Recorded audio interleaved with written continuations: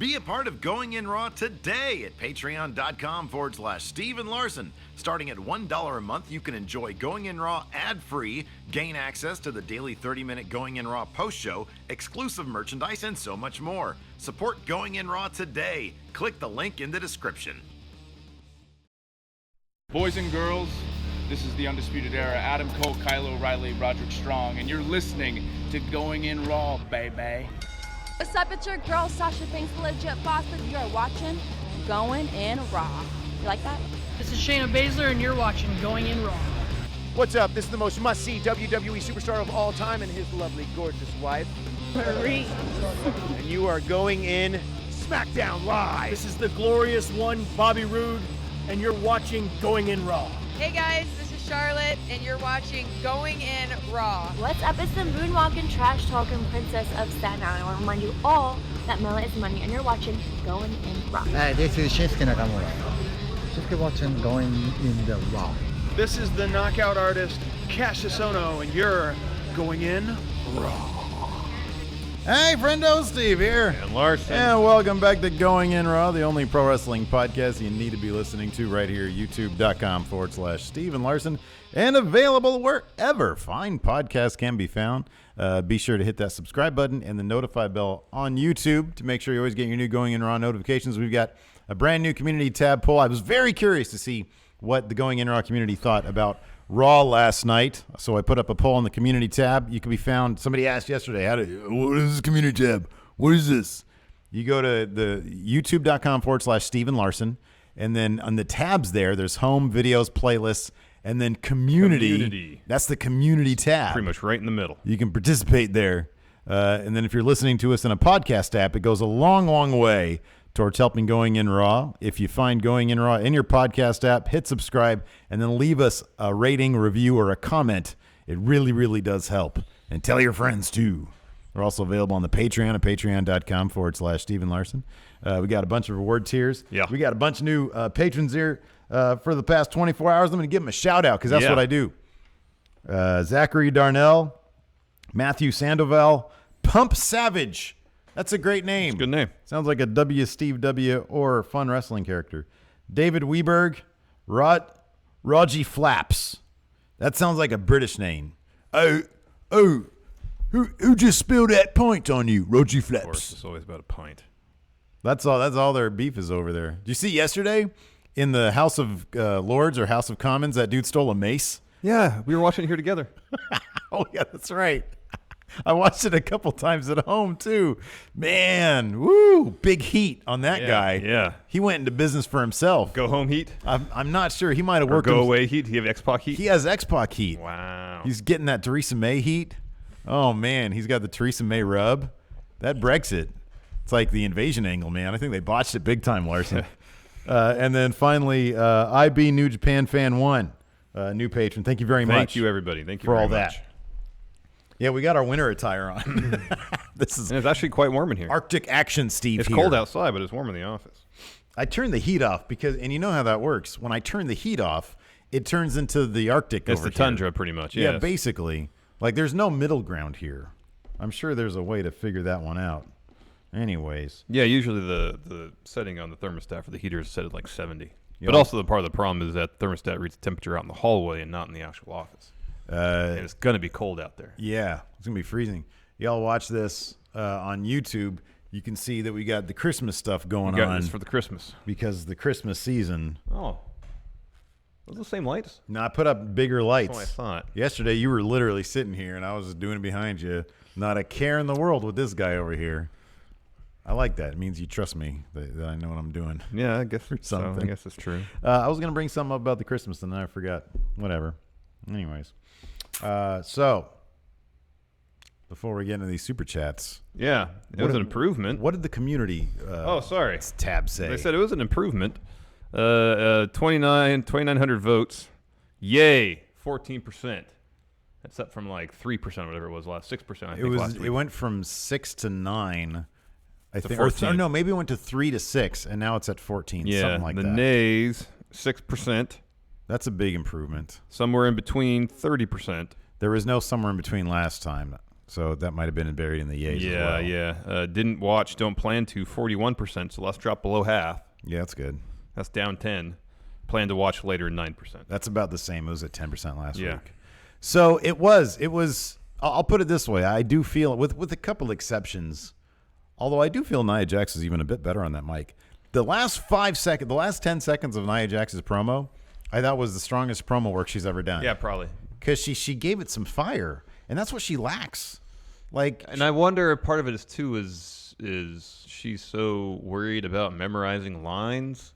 Yeah, I know. That she forgets to play, about the performance aspect of it. Yeah. Until it's imperative that she has to perform. But I mean, because it seemed like when she screamed, after that it got better. Yeah, it did, totally. And there was only about 10 seconds after that, if that, before Ronda came out. In a nutshell, though, I thought that Raw last night was, I'll put it this way. There's a lot of weird stuff going on in that Vince McMahon's head, man. Because I honestly kind of feel like he wrote a couple of really, really bad episodes. Well, he did, but I hesitate to say that he would do that on purpose. Because to purposely tank your own show just to get heat on somebody, that's just not smart business. All right, let me play devil's advocate here. Because unless one second. Unless he's got some story in his back pocket that he's like, this is going to rebound the whole thing. Well, okay, that's a possibility. It's a possibility that he's done this for a long time. He knows. Look, listen, Vince McMahon knows how to write a good episode of WWE. He does. He also knows how to write a bad one. When forced to, he knows how to write a good one. Well, here's the thing. We've said this before. Remember the episode of Raw we went to and you touched CM Punk's back? Shoulder. That was coming off the heels of, if I remember correctly, like an epically bad Raw. Everybody's crapping on it. It was really bad in the ratings. So what happened? Vince McMahon shows up to show everybody how it's done. Yeah. Vince McMahon wrote the one before that, and he wrote the one that he was on. Yeah. So I'm not sure it's a matter of when his back is against the wall, he's all of a sudden a really good writer. I think he is Vince McMahon. He writes what he writes. He's probably like a lot of writers. There's good and there's bad, and there's a lot that's in between. That could be, or it could be. I don't know. It's weird because here's the thing. You're right. It doesn't seem like he'd want to tank his own show for a couple of weeks, or honestly, a couple of months, a month or two. And then to have it rebound, maybe he just knows, hey, this is a long game. I'm going to write ebbs and flows. Is that giving him too much credit? You really think it is? Oh, yeah, based on what we hear about how fickle he is. Fickle. How prone he is to change his mind on a whim. Yeah. Anything that gives Vince credit for any sort of long-term planning, booking, ebbs and flows, looking ahead to the future, I think is giving him too much credit. I think he approaches this on a week-by-week basis. Yeah. And based on the reaction, not just in terms of internet outrage about how bad the product has been, ratings on the decline. He also writes SmackDown, though. Yeah. Well, he has a hand in writing it. Sometimes he's not even there. Yeah, I know. But I don't know how much. Look, we don't really know. No. He does obviously seem to be a lot more hands-on. And there does seem to be evidence to suggest that when he's super hands-on, it's not good. Yeah. There's evidence to that. Yes. Maybe he's just not as hands-on with SmackDown. I don't know. We haven't heard yet how hands-on he was with the show last night, as far as I know. I would think that he was. I don't know. Yeah, I don't know. We don't know. I tend to think these days with Raw, it's always him. Yeah. Like there's no evidence to the contrary. The writing staff on Raw is Vince. Yeah. Or it's a bunch of people who get just rewritten to hell by Vince. Yeah. I thought, I'll put it this way. This is my Raw in a nutshell. It was the best possible episode, for the most part, that he could have written based on what we've had over the last 2 weeks. Because you have to start somewhere, and we're starting in a really, really bad spot. And this was the best first step you can make on the road back. The first thing he did is he put the spotlight squarely on the best performer on Raw, on Seth Rollins, and had him carry the episode. I was having this conversation with Mikey Omega last night. Seth Rollins might be the best damn wrestler on the planet. He could be. He puts on that match last night. Every time, dude, how many matches he put in under WWE restrictions? Yeah. He's putting on these takeover level matches? Yeah. Are you kidding me? The match on Raw last night is probably going to be better than his match against Dean Ambrose on TLC. It will be. Probably will be. Unless that's a TLC match, but I don't think they've made it a TLC match. I think it's just a match. Oh, yeah, I don't know. But holy crap, that was a great match. It was fun. Putting the focus on Seth Rollins, exactly correct. That's a great start. I feel like Seth is already kind of moving on. He's just dropping that title to Dean Ambrose, and he's moving right in that Universal title. He's winning that Rumble, facing Brock at Mania. Did you hear the stank in his voice when he said Brock Lesnar's name? That's totally happening. Yeah. Which is a smart move. It is a smart move. And it might kick Raw into gear, man. Yeah. Because I think last night was a good first step. I am dreading next week a lot less now. Let me ask you this. Okay.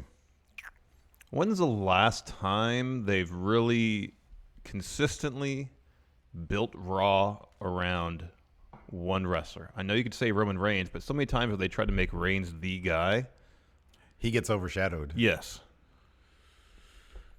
I think they finally were on the right path somewhat. Granted, he was with the Shield still, but before he had to take his leave because of his, dealing with his health. But I can't. Maybe Punk. It's probably Punk. Well, when I he think heel Punk, that show Raw was built around him. Heel Seth with the Authority. Oh yeah, that was kind of built around. But when's him. the last time it was a face though? Oh God, I don't. Yeah. I mean, there was a big spotlight on Punk for a very short amount of time, and then during his run, he was mostly a heel during that lengthy long run. Yeah. He didn't. Yeah. Wait, was he mostly a heel? Mm-hmm. What was his turn on The Rock then? Didn't a lot of people consider that like a heel turn? No, he was heel long before that. Okay, all right. He was fighting Ryback and stuff. Yeah, because he brought out the Shield. Yeah. To help him win matches. That's right. Which probably just got him over more. Mm-hmm. Are they moving away? I really hope this is the case. That new Seth shirt is actually pretty cool. Yeah, in its simplicity. You know what it looks like? It looks like a punk rock cover from like 1981. Yeah, it's very simple. I love that. I wonder if they're going to get away from that awful logo of his. I hope so. And go towards something more like that. Although, what's on the back? That'll be telling. I didn't notice. Is there something on the back? No, if he's got his same logo on the back, then I guess it's look it up, man. Find out. Away from it. Go ahead. So yeah, no, I'll get to the super chats in a second here. I thought that Raw was the best first step, but of course it's a first step. Yeah, and then that new Elias shirt's pretty good. But you always got to follow up on. No, it's still there. It's on the back. Oh, what a bummer. The front's not bad. Yeah, I like it. It looks good. It's the first step, but of course, with any first step, unless you follow it up another quality second step, it's largely for naught. Mm-hmm. So we'll see how TLC goes this Sunday, and how we're gonna be at the Raw, the next Raw. We're gonna be there, and the Raw after that, we're gonna be there. We're gonna be at every Raw from now on. Awesome. We're gonna be like that, like Brock Lesnar guy. We're gonna be like Vampire guy in the front with like his mom. But we're not gonna be in the front. We're just gonna be in like normal, like seats up in the stands. We got like $30 tickets, man. It's awesome. 45. Nice. A couple of these super chats here, and then we'll get into the details. Steve is undisputed. Is WWE going overboard with all the burn it downs? Yeah, they really shortened the loop on Seth's song last night. 'Cause there was like 8 burn it downs in the span of 90 seconds. So I was telling you this off camera. I use the PlayStation View to watch Raw. So I can I wait till my new thing is I wait till 9:30 at night on the West Coast feed, and I watch it, and I can get through it in an hour and a half by fast forwarding through commercials. Well, about an hour and 40, whatever it is. Like I end up finishing at like 11:15. It should be about 2 hours and 15 minutes. 9:30. There's 15 minutes commercials for every hour of TV time. Is that really what it is? They're actually 44 minutes. Okay. What time did I start last night? Anyways, maybe I started at 8:30. Oh no, because that's right. No, I know why I was able to do it because I watched the last 20 minutes live because I wanted to see that main event, which was hot. The View is a decent system that needs a lot of work, especially in their DVR system. Mm-hmm. So I turn it on, and there's been times when I'm trying to watch it live or I'm trying to watch it from the beginning and catch up, and it'll just skip a lot of different places. Mm-hmm. I thought those burn it downs were because of the View. No glitch, man. Those were horrible. Yeah. They really shortened the loop of his song. Burn it, but then burn it didn't down. He was already in the ring when it started. Yeah, that was he didn't weird walk to the ring. That was really weird. That was weird. Jack Daddy, Ref, Rich Hardesty. I just want to say thank you for all you do. I've had a pretty rough couple of days in this community, and you both always pick me up. Thanks, friendos. I was peeping in on I'm glad we're able to help you, Rich. Yes, me too. You're a great friendo. I was peeping in on the Facebook Friendoverse, their live feed of Raw, And it's like you can tell Raw has given everybody such a bad taste in the mouth that even good stuff is met with such cynicism. wow. It's met with such like, whoa, what are they doing here? What Seth is telling it like it is? He's shooting from the hip. I'm like, yeah, it's kind of cool. It's pretty much Vince shooting on Vince is what it is. This is going to get bad real quick. Brad Knight, hey guys, can you check your email? I sent you an idea for a charity thing. Okay, Jeffrey Nguyen. Rare day off today. Slept in, played some video games, watched Bloodsport. Awesome. And now hitting back. Back day. It's back day. Oh, back day for Jeffrey Nguyen. Is awesome. he in the slow That Wolfpack sounds like shirt? a great day.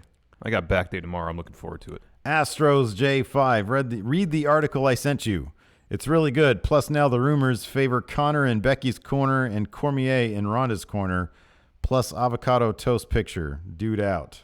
Oh, is that that's Devin the Dude? Devin the Dude. I saw the People keep on telling us to read stuff. I'm tired of reading stuff. We're trying to do a live show here. Trying You to can't do it read live. I articles can't read right, anything now. right now. Mr. Blue 7 and Naya promo feels like high school drama class. No, man, it feels like a customer service representative. Mm-hmm. Hey, yeah, I don't have any money in my account. Well, let me tell you something. So that's what she sounds like. Graydon Hendershot. Burn it, burn it, burn it. Ryan Regani, do you think we'll get a revival in Rollins versus Lucha House Party next week? Lucha rules, of course. That's funny he brings up the Lucha House rules thing. Yeah. Given how I called it, I think, Kafkaesque or Orwellian maybe. No, Kafka's the right thing. Kafka, It's this thing that you're stuck in something that tries you and it makes no sense. Yeah. That's like the That is my biggest piece of evidence that Vince was screwing with us on purpose because there was zero rhyme or reason. But how many times have we heard that he just does something like that because it makes him laugh? See, he just does silly things. I really hope that is the case because he finds it personally amusing. I really hope that is the case. Well, for one thing, I kind of that might be good for. If that's the case, that might be good for the revival because they played along with it so wonderfully. Yeah. And he likes when people play along with stuff. That's why Ellsworth had such a long run with the WWE. Jay Sean Lawrence, what's up with WWE and these makeshift tag teams? They've been doing this forever. They always had makeshift tag teams. What did we get last night with the makeshift tag team? Oh, Rude and Gable. They're a makeshift tag team now. Singles competitors. Well, no, now they're not. No, I know, matching. but they were. They were. But now they have matching gear. I should have telegraphed their win. I thought that worked. Yeah, I thought that worked. Yeah. I mean, it's been a rocky road, but Rude actually, for the first time since, besides the time he got to say urine, Rude seemed happy. Yeah, relatively. Bad News Bronson, Raw 1000 was Punk's heel turn. Heyman became his manager shortly after, then the Shield bits and so on. All right. Very good. Did he go back to a face before he went? Yeah, after Brock beat him and he was gone for a while, he came back. Oh, face. Okay. I'll have to relive those moments. I really liked CM Punk. Because in his match against The Undertaker, he was a heel. Mm-hmm. After he dropped the belts to The Rock. And then I think the following SummerSlam, he took on Brock. Yeah. And that was face turn Punk. Let's get into this business. Yeah. Raw started, as we said, with a whole lot of burn it downs and Seth Rollins in the ring. already in the ring. He invites Baron down to the ring because he says, Baron, you talk too much. You need to shut up and listen. Oh, Baron Corbin comes out. Seth says, Baron, Raw sucks and it's because of you. Yeah, he basically takes all of the gripes that pretty much all the viewers of Raw have had over the past 2 weeks. Well, essentially, Vince McMahon went to our episode, Raw was trash, watched it, wrote meticulous notes. Wrote a script for Seth to deliver. Mm-hmm. Like I said earlier, essentially Vince shooting on himself. Vince wrote something that was criticizing his own work. Yeah. There's some genius there, right? There's got to be some genius there. Well, I guess if there's an issue, the first step in solving issue is acknowledging the issue. I think Vince has been through Rawgate way too many times. Yeah. I think that's probably it. His brain into mush. That might be the thing. Yeah. Seth shouts out the Revival, saying why they have a team like the Revival who should be in tag title matches in these Lucha House Party rules. Doesn't make sense. It's just like gripe after gripe, all of it, everything that everybody on the internet the ratings are down, enthusiasm mentions is down. The ratings. All he's like going in Raw views are down. They're all down, all because of Vince Baron McMahon. Corbin. No, yeah, Vince McMahon Corbin. Baron says, "Well, I don't care what you say. I don't care what you think. I don't care what any of these people think. Slow Wolfpack is here to stay. Slow Wolfpack forever. Here's the thing also about Baron in this episode. He was damn good. He had a lot of stuff to memorize, and he had did fine. a lot of script to memorize, and he did good, especially that interview with Charlie. Yeah. That was really, really good. Baron, he's done as good a job as can be expected based on what they ask him to do. I just don't think either himself or the creative has benefited him so much, because I don't think the heat he's getting on him, apart from what he says, I don't care what these people here think. That was the first legitimate heel heat I feel like he's gotten in a long time. Well, it was it's all been sit on my hands heat, because no one really cares. What's an example of a really, really good sort of supporting actor who probably really shouldn't be dabbling in lead roles? Here's the problem. There's so many really good character actors out there. Yeah. You know? Yeah. And sometimes when they hit that lead role, it's like, oh, man, magnifique. And then you watch it, you're like, yeah, they really can't carry a movie. Yeah, right. That's what he is. He's actually a really, really good supporting member. If Baron was the B story throughout, still doing a lot of this stuff, it wasn't the constant focus of Raw, it wouldn't be so bad. Yeah, yeah. If there was like a true monster heel like a Drew McIntyre, that was the focus of the A story, and maybe we'll get that now that he's done with Dolph Ziggler. Maybe, and Baron at most would facilitate instead of be there in orchestrating this mess of a Raw every week. Like when Miz is really good as a heel. This is an instigator. And he's an instigator, not necessarily the focal point. That's one great thing about Seth later on. So Baron tells Seth he's going to put him through hell next week after TLC when he's permanent full-time GM. Seth says he wants to fight. Baron referenced earlier that he wanted to be at a TLC match, but since Braun probably was going to be at TLC, it wouldn't happen. Seth says, why wait till Sunday? Let's do a TLC match now. Coward. And Baron says no, and then Coward. Coward. Coward. Coward. Coward. Coward. Coward. Fine. Fine. You want match with me? I'm Slow Wolfpack. You match me. It was totally a Biff Tannen tonight. thing. It was good. I liked it, man. Seth can do no wrong, Larson. Yeah, man. Seth Rollins can do no wrong. Coward. Coward. Coward. Coward. Fickle. Fickle. Fickle. So Baron finally agrees. He says, I'll have TLC match with you, but it will be for Ick title. I want Ick title around my waist shoulder. So there it was set, which was it, dude. This felt like one of those things. Now that move felt like back against wall. Like, oh man, we've been crapping the bed. We got to deliver with an awesome main event. event. What do we need tonight. to do? TLC main event. TLC's coming up. Let's just put TLC tonight. Well, it's not just that. You get the TLC match to close the show, and you get someone actually stepping up, someone who's really popular, who's got the cachet to step up to this corrupt authority figure. Yeah, exactly. That's what it is. They're positioning Seth as the Stone Cold to Baron Corbin's Mr. McMahon. Yeah. Next, backstage, brief Seth Rollins interview where he's asked, is this really a good idea having this TLC match when you're so close to your match against Dean Ambrose at the TLC show? And he goes, well, sometimes you're a champ and you got to prove your bona fides to be champ. This is one of those times. So, no, I don't regret anything. Yeah. Man, they need to give that guy the Universal Championship. They're going to, right? They kind of have to. They're going to do that, right? I feel like they kind of have to. He's the guy. He's got to be the guy. Could you imagine if he Iron Man that Royal Rumble came out first because of Baron Corbin, lasted all the way to the end? Burn it. Boy, incredible. Burn it. People love Seth, man. They do. Burn it. Next, Authors Pain and Drake Maverick in a handicap match, but for the tag titles, taking on Bob Roode and Chad Gable. Finally got Final matching form. robes, Final matching tights. form. Yep. Gable looked good, man. Yeah. He looked good. But they both kind of looked happy. We've seen them have zero chemistry. Now they kind of have they had total win face. Little bit of chemistry. Yeah, winning, that'll do it. We should have known based on two things before the match even started. Roode and Gable were winning. One, Authors of Pain and Drake Maverick got Jobber's entrance. Yeah. Didn't even see them come down the ring. Yeah. Two, Roode and Gable had matching gear. That should have telegraphed to finish this match totally. It was a bit of a scrum, a messy scrum towards the end. Authors of Pain hit a neck breaker powerbomb on Chad Gable, who was in to break some stuff up. Drake Maverick, after pitting Bob Roode last week, was all, tag me in. I want to finish this. But since Chad Gable wasn't the legal man, he had just eaten that finisher, Maverick couldn't pin him, so he had to go to Roode, who had eaten a super collider like 90 seconds prior. Bob Roode an expert at playing possum, was laying there. Drake with a nonchalant pin attempt. Bob Roode rolled through to a cradle. Gets the win. New tag champs, Bob Roode, Chad Gable. That toss of Drake Maverick was... Oh, that was awesome. That was awesome. That little dude went flying. He went flying. That was great.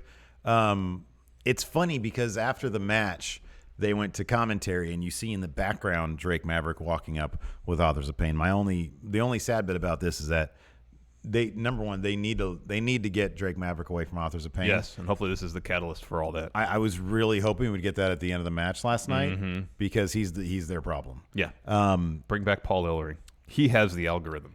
Well, that's factual.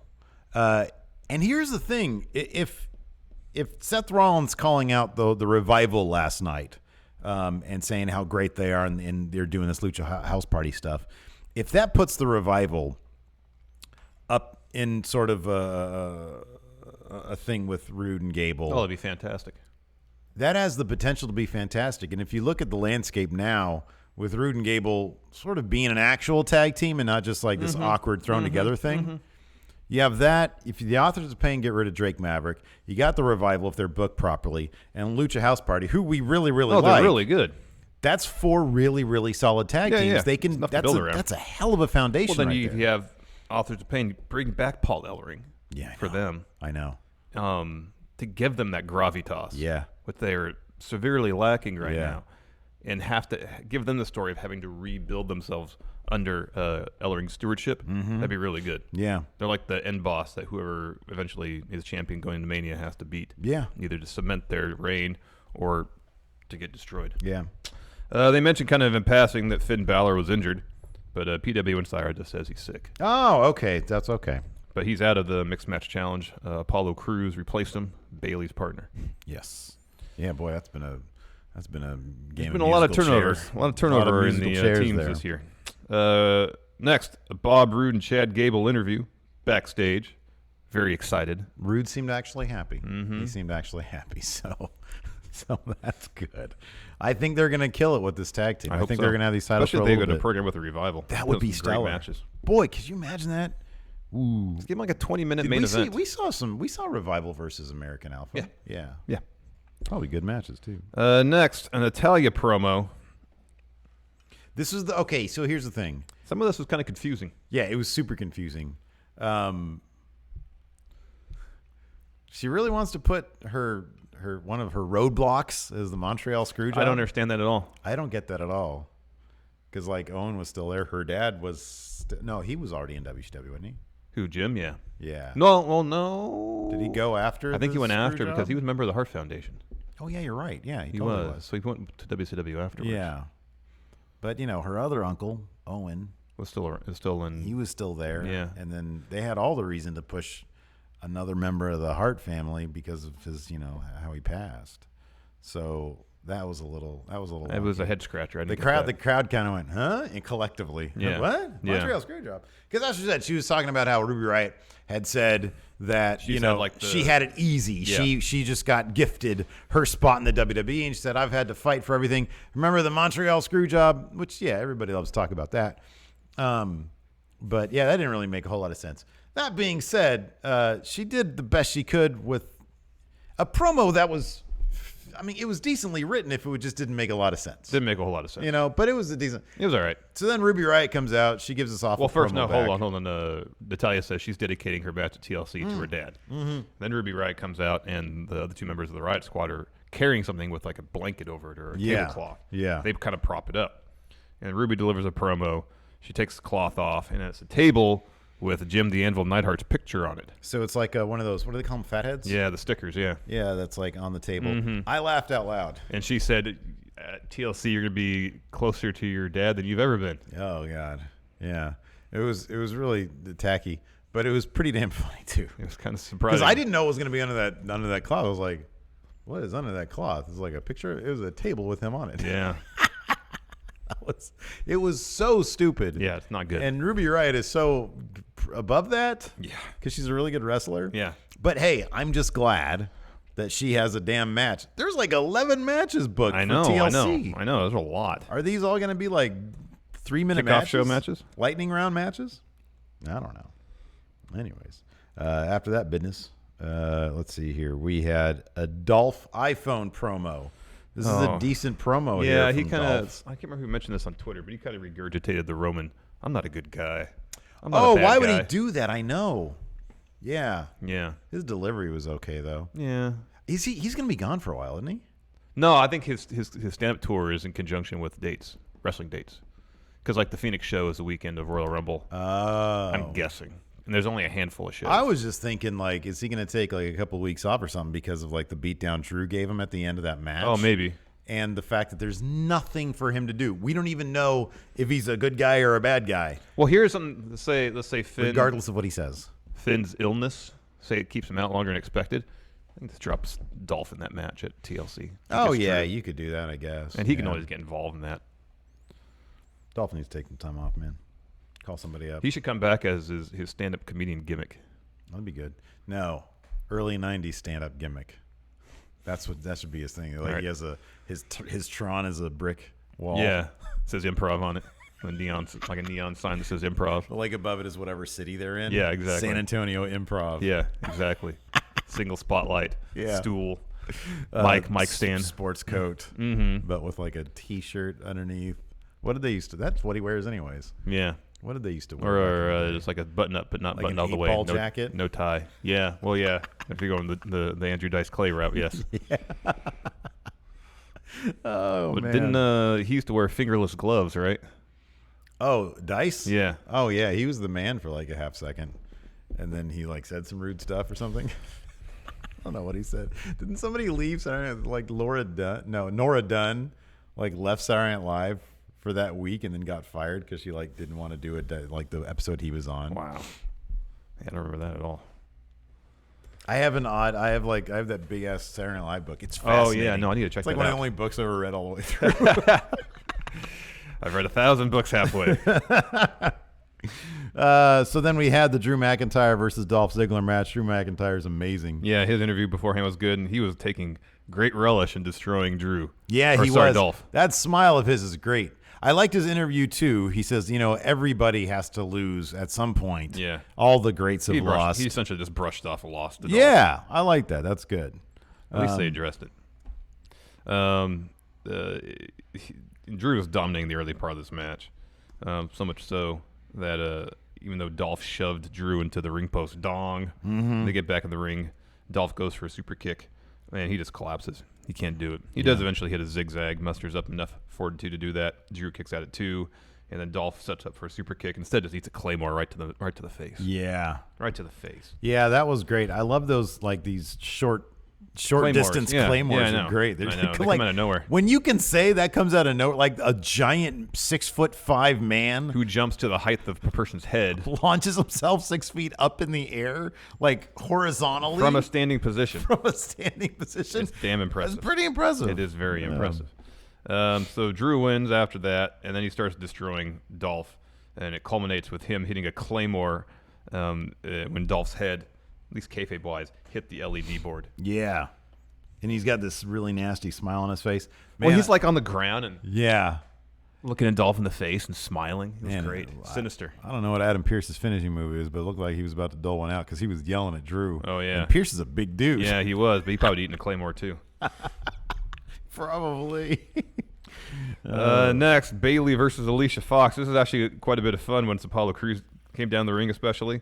That bit where Sasha is telling Apollo, hey, pick me up and throw me into everybody. Yeah. That was fun. Boy, oh boy, did you see the comments on so like WWE.com or their Twitter account posted a GIF of Apollo picking her up. Now, I'm not a wrestler. I don't know where your hand's supposed to be. I imagine it's supposed to be between the thigh and like, your front area. His finger was like, and the comments were just hilarious. That's freaking hilarious. So just a little awkward, but it was a great bit. It was a great bit. I didn't notice that part. It was of it. a great bit. It was a great bit.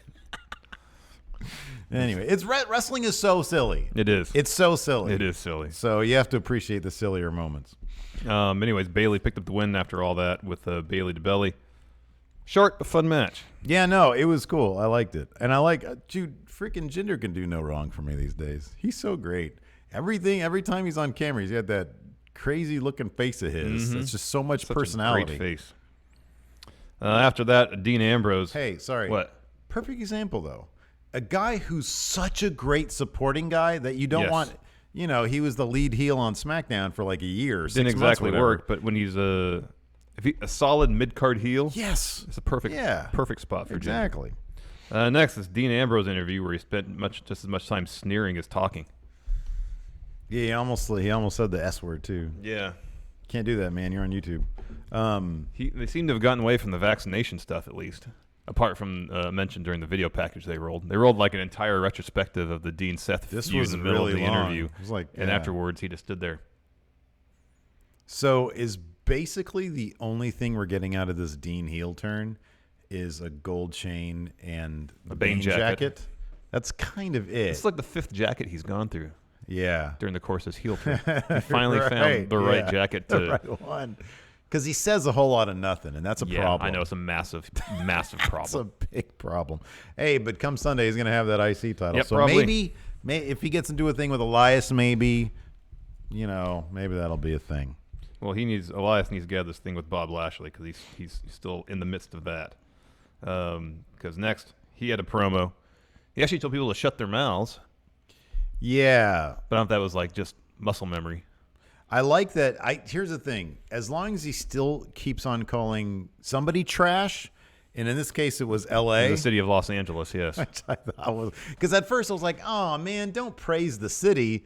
But then he said, I'd much rather be here than that trash town L.A. I was like, oh, that's funny. Okay, well, he would say stuff, normally in his heel days, he would say stuff like, well, I'm happy that all the San Diego sports teams moved to Los Angeles. Instead, he put that heat on Bob Lashley. Yeah. And he said, I'm happy to be here rather than that trash city of Los Angeles, whatever his exact phrase was. Yeah. So that was good. As long as you keep on calling something trash. That's like an interesting tack. Like, well, I'm not in that town, so I can call him trash. What happens when he goes to L.A., though? Well, we'll find out. Find out then, I guess. So he started singing a song.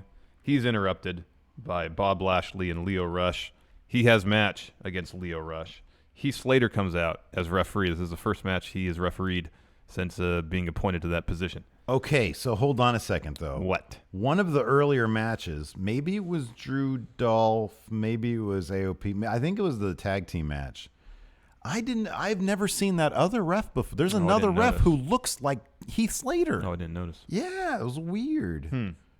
I didn't think it was him. I was just like, oh, that's weird. Like, he's a dude. I don't know his name.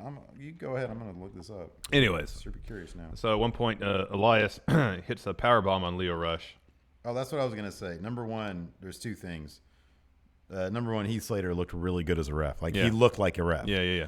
Number two, Lio Rush has a match on Raw. I know. That's pretty cool. How great is that? Yeah. That's awesome. You got to show off a little what he can do. Anyways, Elias hits a powerbomb on Lio. Lashley runs in, breaks up the pin. Heath doesn't call for the bell. Right. Lashley gets in his face, tries to intimidate him, and so Slater's like, all right, well, just do whatever you want to do. Like this guy. It looks like an amalgam of Dean Ambrose and Heath Slater. Slater, right? Yeah. But I've never seen that guy before. Yeah, I don't recognize him either. Right? Weird. Lashley hits a spine buster on Elias, and then Lio gets the guitar from ringside, gives Bob. Lashley destroys the guitar of Elias's back. Lio covers him, and Slater kind of hesitantly goes down, makes the pinfall. Lio Rush wins. Yeah. And that would come into play as well in the main event. But first, we had a backstage segment between Baron Corbin and Heath Slater. Baron? Heath Slater's just doing this because he's got kids. Yeah. I really like it's sort of a new spin on the NWO referee. It's reluctant guy who's got a job. But at a certain point, it's got to be Heath Slater who tears down this entire house of cards. And Baron Corbin has built. And it's going to be, I hope they really build that nicely. I hope they just don't do it at TLC or whatever. I hope they build that night because that crowd will explode for Heath Slater and maybe give him a second chance at, a good run. I would have thought like 5 years ago that Heath Slater would be the ultimate underdog character. I know. Oh, it's great. It is. That whole, I'm really kind of sad that they never really ran more with that. They didn't know what to do once they put those tag titles. Yeah, they didn't. They really should have had him chase him more. Next, Alexa Bliss walked down the ring. I don't think she said anything before. She literally didn't say a word. They had her in before they went to commercial, she was talking to that redhead production guy, but she wasn't, the commentators were talking, so it was like silent. And then, there was no Ask Alexa. No Ask Alexa. So she didn't answer our question. So sometime between Raw preview and that segment going live, Vince rewrote it. That's got to be the only explanation, the initial plan was for Ask Alexa not happen. That's such a specific thing, though, for them to like. Hey, let's it might do have this. been something you thought was funny because Alexa's the personification of those Amazon devices. Oh, sure. And so he just thought, let's do a segment called Ask Alexa. That'd be funny. Wait, what did you just say? Oh, I was talking to my Alexa. I want her to play some Human League. What? Alexa Bliss? No, Vince. No, it's my Echo, my Amazon Echo. There's no Echo in here. The AI is named Alexa. Ha ha ha ha ha! Let's write that in the thing. Probably. That's exactly how it went down. Anyway, she's interrupted immediately by Nia Jax and Tamina, and then Nia drops a promo that is at first not that great. She screams. It gets better, but then it ends because Ronda Rousey interrupts her. Correct. Ronda says about 2 words, and then Ember Moon comes down. She has a match against Tamina.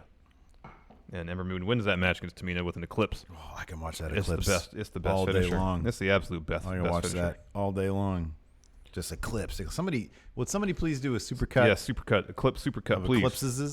Eclipses? Yes.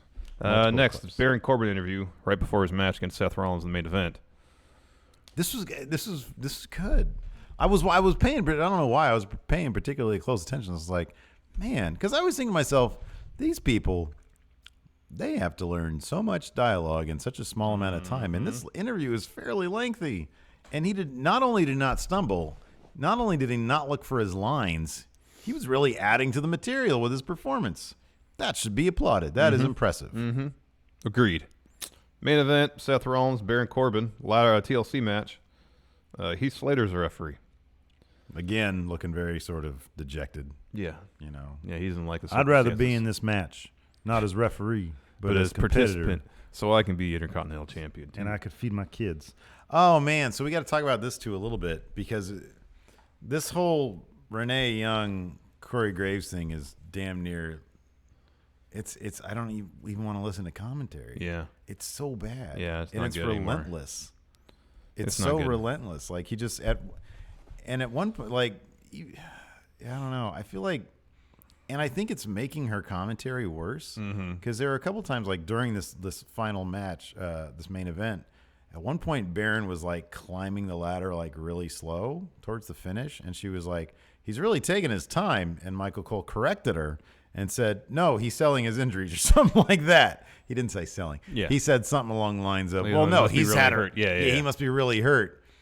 And like, I think having to play this character of Dean Ambrose's wife, who's always dealing with Corey Graves' incessant badgering, is throwing her off what I think could be a decent commentary game. No, I think you're right. You know, having Vince in your ear trying to perpetuate this story, which I speculate is probably what's happening. Yeah. That's got to be like. Well, the issue is the story's not going to go anywhere. It's not going to. Exactly. And here's the problem. They might try to make it go somewhere, and that would suck because I don't want to see that story.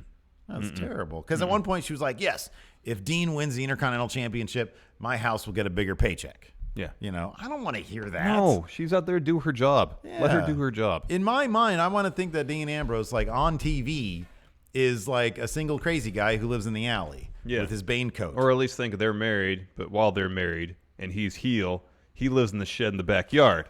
Right, exactly. He definitely seems like a shed dweller.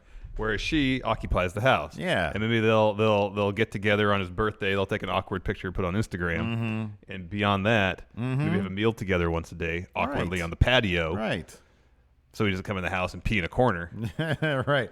I did appreciate, though, earlier, I forget during which match, maybe it was, I forget which one it was, Corey Graves made a Rocky reference. And he said that even though number 4 is the best, this is like what happened at number 2 or something like that. And I was like, there is no way Corey Graves thinks that Rocky 4 is the best Rocky. What is the best Rocky? Number 4 is the most enjoyable. Yeah, but the number 1 is the best actual film. 1's probably the best one. Yeah. 4 is I don't know, 3 is the most enjoyable. 3 or 4 are the most enjoyable. I grew up on 4, so for me 4 is the most enjoyable. No, me too, but I was also 4 was up there with traumatizing movies like RoboCop because Apollo Creed, yeah. I loved Apollo Creed. Oh, he's great. Apollo, and especially because like my big movie was Rocky 3, where Apollo was ally. Yeah. He helped train Rocky to beat. Apollo Creed's such a Terrifying. great character. He's a great character. I haven't watched any of the Creed movies. I kind of want to. I know, I want to as well. But nobody can be Carl Weathers. I know. Man, he's so good. Heck yeah. I really wish he would show up in Creed as like a Obi-Wan Kenobi character, like a Spectre. Yeah, but his character from Arrested Development, right? Well, it's a combination of Arrested Development and Happy Gilmore Uh-huh. when he had the missing hand. Yes. Tubbs. Yes. And then An amalgam, yes. When he goes to heaven, he's got his hand. Look, Happy, I got my hand back. Carl Weathers is great. He's the man. He is fantastic. Where did I leave off? Oh, yeah, Heath Slater, referee. Fun match. At one point, Slater is hit with a chair. I looked away so I didn't see who hit him. And down the outside, Seth escapes an end of days. Seth sets up Baron on a table on the outside, goes to the turnbuckle, hits a frog splash. Seth scales the ladder. Slater pushes the ladder over. And then Heath goes down. It's like, oh, now I got to do this. Goes down to the outside of the ring, helps Baron up, throws him back on the ring. Come on, Baron, come to. Yeah. Get up that ladder. Baron starts to go up the ladder. Rollins comes in, takes out Slater with a kick, I think. Grabs Baron off the ladder, buckle bombs him through a table, and then gives Slater, oh, that's where he gives Slater a super kick. Mm-hmm. Baron starts to crawl towards Seth, stomp. Seth climbs the ladder, grabs the Intercontinental title. He wins. Boy, that crowd was hot. This is a really, really, Really good match. Probably be better than his match at TLC. Probably. But, man, this was so good. It was fun. You give that ball to Seth Rollins. He will run with it. Oh, my God, he'll run We've with it. yet never seen the full potential of a face Seth Rollins. I know. In a high-profile thing like this. Crowd's going to go ape when he wins that Universal title. They better do it. Yeah, they got to. Man. If they don't. Like, that's what always sort of cracked me up. Is that I know Roman has a great look. Mm-hmm. And media-wise, like, he's one of the top guys. Yeah, yeah. But I don't know why they never really, like, tried one to of put all that energy into Seth. I wonder, it's in my mind, one of the great wrestling what-ifs, instead of having Seth turn, if they'd had Roman turn. Yeah. Yeah. They could have had their cake and eaten it too, man. Because then that eventual face turn would have been huge. Yep. Show ends anyways. Dean kind of walks out to the ramp, sneers at Seth a bunch, and the show ends. Oh, that's funny. I missed that. This is what Dean does now. He has like fart face, yeah. But with Bane jacket. Yeah. Oh, let the games begin. I wish he'd just wear that mask the entire time. Oh, yeah, that'd be good. Do something new, man. Be new. Anyways, let's do SmackDown preview. Shaping up to be a fun show. I can't wait. Jason Dwyer here in chat real quick said, I don't know, Steve. The Creed movies are pretty good. I'm sure they are. No, I've heard great things about them. Tell me they can't be made better with a Spectre Carl Weathers. Carl Weathers is like John Goodman or who else? Sam Rockwell. Sam Rockwell. And then in the world of wrestling, who do we say makes everything better? Oh, do we have a wrestler that fills that role? Isn't that what we were talking about yesterday? Yeah, but I don't think we ever got to wrestlers, though. Seth Rollins. Oh, yeah, Seth Rollins. Charlotte Flair meets Asuka in a WrestleMania rematch. WrestleMania 34 in April. Charlotte Flair ended Asuka's 2.5-year undefeated streak. Tonight, she'll have the chance to make it 2-0 against the Empress of Tomorrow on SmackDown Live. Both superstars will challenge Becky Lynch for the SmackDown Women's Championship in the first ever women's TLC match. After a heated contract signing, the two were forced to team up against Mandy Rose and Sonya Deville, but they did not get on the same page and tasted defeat after Charlotte kicked Asuka in the head, seemingly by mistake, and Asuka responded by kneeing Flair in the face. Who will win this WrestleMania rematch? Asuka. Yeah. It's got to be Asuka. It's got to be Asuka. The Usos and Thebar to clash in a rap battle hosted by The New Day. Oh, is Wale in this? Oh, so it's not a three-way rap battle. Oh, I wanted Wale in this. Yeah, man. Damn it. As the triple threat match for the SmackDown Tag Team titles at WWE TLC draws near, the bad blood between Thebar and The Usos is about to boil over. It may do just that tonight on SmackDown Live when the two teams meet in a rap battle hosted by The New Day. We've seen The Usos spit rhymes in the past, but the lyrical stylings of Sheamus and Cesaro are unknown to the WWE Universe. What kind of bars will Thebar bring? They'll bring... They're A-writer! They're A-writers on that one. They'll bring Thebars. Jeff Hardy to address Samoa Joe's public service announcement last week on SmackDown Live. Jeff Hardy reignited his rivalry against Randy Orton, 1 week after the Viper unleashed a brutal assault on Rey Mysterio. However, just after Hardy dropped Orton with a back suplex on the announce table on the center of the ropes, looking to crash down on the Viper, Samoa Joe suddenly appeared on the Titantron from a bar, callously mocking the charismatic Enigma and keeping him distracted long enough for Orton to level his opponent with the RKO for the victory. As Jeff Harvey. As Hardy Let's recovered, take a look at superstar Jeff Harvey. As Hardy recovered, Joe added insult to injury by mocking Hardy with a public service announcement on the dangers of drinking in excess.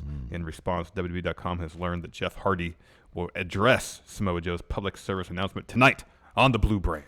Naomi goes one-on-one with Mandy Rose. A war of words on social media will turn physical during SmackDown Live as Naomi takes on Mandy Rose.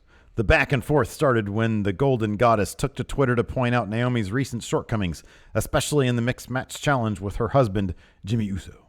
Naomi wasted no time in responding, telling Rose to mind her business. But after Sonya Deville got involved, SmackDown General Manager Paige told the superstars to settle their differences in the ring. Will Mandy Rose prove herself right? Or can Naomi move past her recent losses and shut the Golden Goddess up? Find out tonight on SmackDown Live at 8, 7 Central on USA Network. So, time for questions. Ryan Rugani, can Undertaker ask Vince about Seth's comments? About Seth. Oh, can Undertaker ask Vince? Vince. Yes, Mark. I'm confused. That boy Seth Rollins, who's terrific, by the way, he's like the John Goodman of wrestling. He makes everything better.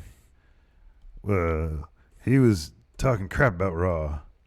But you write Raw. So he was just talking crap about you, but then you wrote what he said. I'm confused, Vince. How can I help you, Mark? Did you not hear what I said? Please explain yourself. I don't have to explain myself to anybody. Fine, Vince, and I'll put you down like a dog.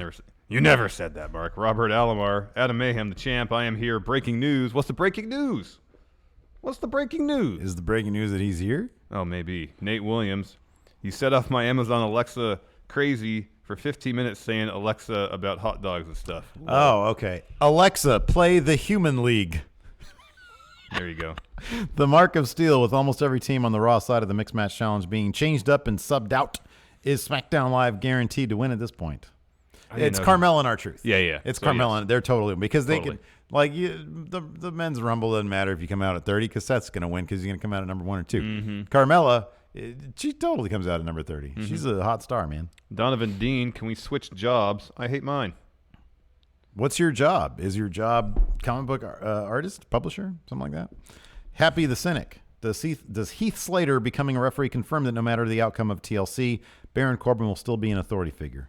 Probably. They're probably going to keep on going. Yeah, at least till Mania or Rumble. Nate Williams, is the Mixed Match Challenge Season 2 cursed with all the injuries and replacements? I think Joe Juarez makes a good point. He says if there's a Mixed Match Challenge 3, it probably won't be round robin. I think that's the issue. So there'll be single elimination again next time. That's a good point. Josh Little, they need to stop calling Nia the face breaker. Yeah, it's their thing. They'll probably drop it when she loses to Ronda. Yeah. Josh Little again, I sent you something. It'll be there December 17th to 20th. Awesome. Look forward to it. Nice. Thank you, Josh. Yes, thank you. Alex Foster, instead of better, what would you do to make Raw hilariously bad? Worse. At the beginning of every episode, they have like a spin the wheel, make the deal thing. But instead of match stipulations, it's people who trade gimmicks. Oh, that sounds amazing. Mm-hmm. See, that's just a really good idea. Oh, okay. They should implement. All right. Sorry. Here you go. Have the Grizzlies host. Oh, gosh. All right, you win. Wade O'Brien, Creed 2 got so cheesy. I was seriously expecting Carl Weathers' Force Ghost and was sad when it didn't happen. Oh, man. Now I have to watch it. Good question. Horton, here's a new writer. Would it be possible for a wrestler to be a face but still not like the WWE universe? I don't think Stone Cold ever he never pandered to the crowd. Not while he was hot. Not until he was GM and doing sing-alongs with everybody. Yeah. Aaron, Seth Rollins' shot was real. Chill Balor, Who else loves Rollins' new theme song? It's real. It's just all burn it down. It's too many burn it There's downs. way too many burn it downs, man. Jason Dwyer, create a stable of superstars from the same country, give it a name and a purpose. A purpose. Stable of superstars from the same country. Well, I kind of like, what's that dude's name? Oh my God. The Brazilians in NXT. Oh yeah, Cesar Bononi and Adrian Jaud. Yeah, and Tainara Conti. Yeah, like that. Bononi, he's got a real like, sort of like Euro club guy look to him. Yeah, and which is great because he looks like a freaking model. Oh, he's massive. He's so huge. If they roll with something like that, like fun time party guy. Yeah, but like a Brazilian lifestyle, yeah. Which I don't know what it'd be, but it seems like it'd be cool. Like there is that video from like the 80s of Arnold in Brazil, and it's like one of the best things ever because it's super. What's the big party they have in Brazil? What's it called? Oh, it's Carnival. Carnival. I'm pretty sure it was Arnold in Carnival. Oh yeah, I've seen that. And it's like it's him at his lecherous best. Oh man, it's so bad. It's awful. But it's so entertaining. Oh, look at all these beautiful women here. And it's like him like dancing, and he can't really dance very good. No. Look at all the women. So if you take like the Carnival thing and apply it to All right. Jaud and Bononi and Tainara. Okay, how about this? Great. How about Walter, Marcel Bartel, and Alexander Wolf? Oh, I like that. But what's their thing? How about they're like know. Sprockets? Okay, there you But go. the episode of Sprockets after the wall came down, and all the Eastern Germans, all the Eastern Germans, they all were exposed to like Western culture and when stuff, yeah. when Sprockets, dude, Sprockets, Dieter from Sprockets, Dieter from Sprockets. No, I remember. I think it was a Woody Harrelson episode where he had been like a super hard line. Is this story in the book too? What's that? Is this SNL story in the book too? No, I just remember it because I have like a crazy memory for Saturday Night Live. Nothing else but Saturday Night Live. Woody Harrelson played a character who had been like this super hardline Eastern Berliner guy, and he experienced a little taste of the West, and he comes back to Sprockets, and he's all about like McDonald's. Oh yeah. Oh God. Let's see here. This is great. Rick and Mars Begley, new patrons, and they're the or maybe him, they, whatever. The creator of Starman, Angel, and YSA. Oh wow, 3 got draftees. a lot of talent drafted. Yeah. My question is, if Asuka wins the belt at TLC, will this be the beginning of a disappointing transitional reign, or with the news of Vince finally discovering her popularity, will it be a proper dominant reign if she wins at TLC? Hopefully the latter. I think here's the thing: they've never given her, besides Charlotte, they've never given her a clean loss. Mm-hmm. They never have. Have they? Not really. Well, Nia pinned her relatively clean at Survivor Series in the tag match. Yeah, but okay, singles matches then. There was Josh Little with Seth promo at the pipe bomb level. Not quite. No. You can still tell it was scripted. He did a great job, but didn't really go to the lengths that CM Punk did in his pipe bomb. Okay, so here's on a personal level. Here's the next question, though. Now, if Seth came out here and said, Baron, you suck, Raw sucks, partially because of you, but for that old man backstage. There you go. I was going to ask, what would have been the pipe bomb? That would have been the pipe bomb. He comes here at 3:30 and rewrites the entire show. Changes everything. No one here knows what the heck's going on ever. And that just empowers you, Baron, to step into that power vacuum. Everybody's worried about call-ups from NXT. Well, we all just want to be called down to NXT where the writing's good. See? That would have been a pipe bomb. Adam Mayhem again says, I gave you breaking news already in the DM. Breaking news tomorrow, 8 p.m. People Pacific keep on time. wanting us to read stuff. Project Beta 0 Hour. Tournaments and stuff. Is it going to be on WGN? No. It's on Adam Mayhem's Twitch channel. Yes. Put the link in the chat. Adam Mayhem 22, I think. On Twitch. Okay, good. Alex Ramirez. We'll host it on our Twitch channel, have too. Dean tell everyone he lost his smile. There you go. Let's see here. Bernie Fortress, how would Holiday Harry do in W Steve W? Ooh.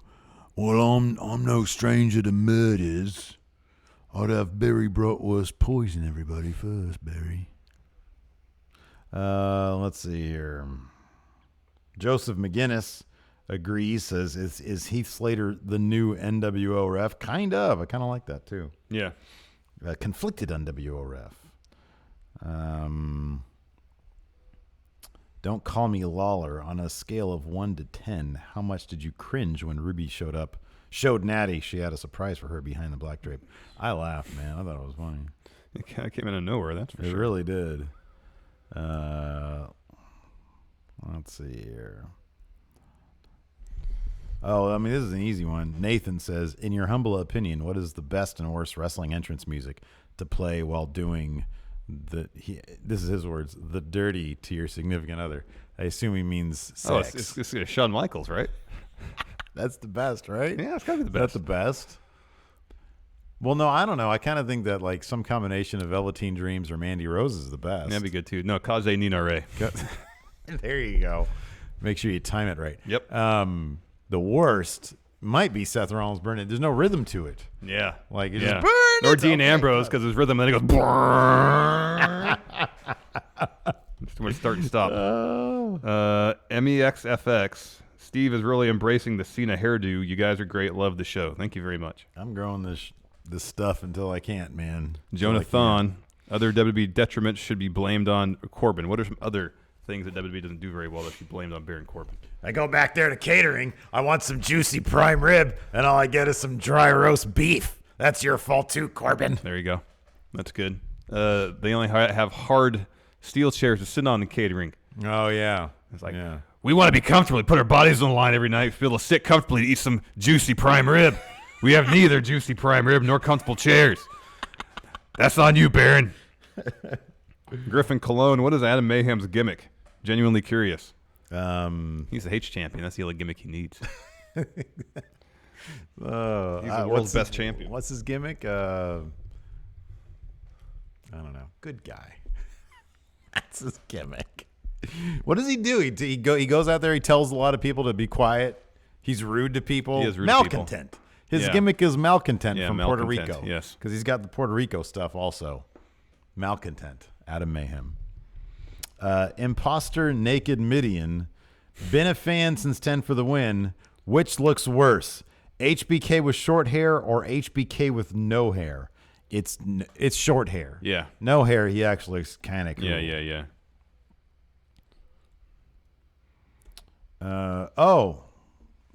The base hit king, Eric Blaha. Could you guys do an entire week of reviews, but in kayfabe, meaning you can't read dirt sheets or have any inside information about storylines or storyline changes? You have to watch it all as if it's authentic. We would just be really confused about everything. Like if you want, I would just be confused about everything. Because wrestling doesn't make any sense if you think it's real. Yeah, no, it doesn't at all. Not at all. I'm sure his suggestion was tongue-in-cheek. Yes. Let's see. Cerberus says, it was really nice of Brian Alvarez and Reddit to write Seth's promo last night. Stevie Bradley, which wrestler has the worst Christmas lighting display on in his home? In his home or on his home? In his home. No, on his home. On his home. Seth Rollins is like just a bunch of fire. It's like one of those projector things with fire on it. Yeah, or Kane for that matter too. Not anymore though, man. He's a public servant now. He can't. Yeah, his is probably all American flag stuff. Yeah, Undertaker just have lightning and a bunch of tombstones. But people are like, why is this? Why do you have your Halloween stuff? Halloween stuff.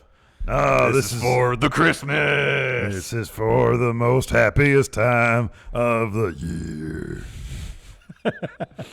He's Slater right now. He probably doesn't have a very good Christmas display. He's probably not feeling much of the Christmas spirit. Probably not. Probably not. He's like, man, every penny I make being a referee, I got to spend on money for these kids. Yeah, dude. Boy, I buy some shock for that above ground pool. Man, best thing I ever did was get a house without a pool. I hated that thing. Bray Wyatt probably didn't have a very good display either. Well, no, man. You look at that House of Horrors. That was a horrible house. That's something you called Child Protective Services on. That was terrible. It was. Eesh. Anyways, today on the post show, listen to this. What? $5 and up patrons. It's Truth Exposed Day. It's Truth Exposed Day. Are we going to watch that video or are we going to talk about Scientology? Yeah, which one is it? I don't know, man. We might have some Scientologist friendos out there. I don't want to be not inclusive to them. Okay. But I think everybody. What happens? Something tragic and heartbreaking. See, that's the like best the snake from Anaconda in that picture. I know, it's awesome, and it's so poorly photoshopped. What was it called? Like Night Stalkers or something? Yeah. There's a video about Yeah, Night someone Stalkers. So we're gonna take a look, and what's like your initial impression? Without, will you consider having an open mind when we watch? I always it? have an open mind. So keeping that in mind. Fake. Wow. All right. So anyways, so yeah, you guys can check that out. It should be a lot of fun. That's it for the show. Hilton, can we please, for the love of God, get some music? Yes, please. Aurora Borealis at this time in the night. Anyways, that's it for now. Patrons, stay tuned. About 10 minutes or so, we'll have that up and running. Until next time, talk to you guys later. Bye.